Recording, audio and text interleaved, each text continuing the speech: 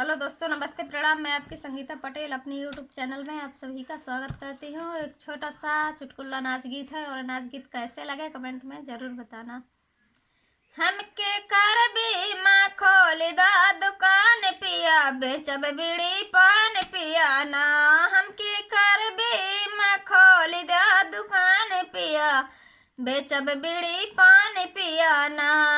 तोहरे टोपिया पे सान हमरे टीकवा पे जान, हमरे टोपिया पे सान हमरे टीकवा पे जान। अपन टीकवा पहिर के मारब जान पिया, बेचब बीड़ी पान पिया ना।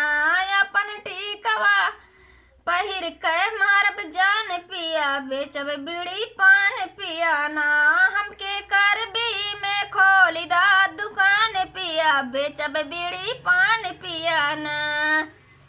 तोरे सूटवा पे सान हमरे साड़ियों पे जान, तोरे सूटवा पे सान हमरे साड़ियों पे जान। अपन साड़िया पहिर के मारब जान पिया, बेचब जर्दा पान पिया ना।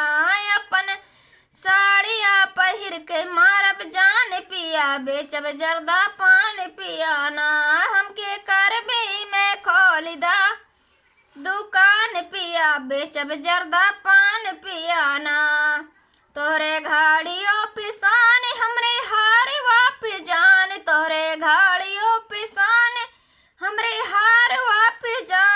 अपन हारवा पहिर के मारब जान पिया, बेचब जर्दा पान पिया ना। अपन हारवा पहिर के मारब जान पिया, बेचब जर्दा पान पिया ना। हमके करबी में खोल दा दुकान पिया, बेचब जर्दा पान पिया ना।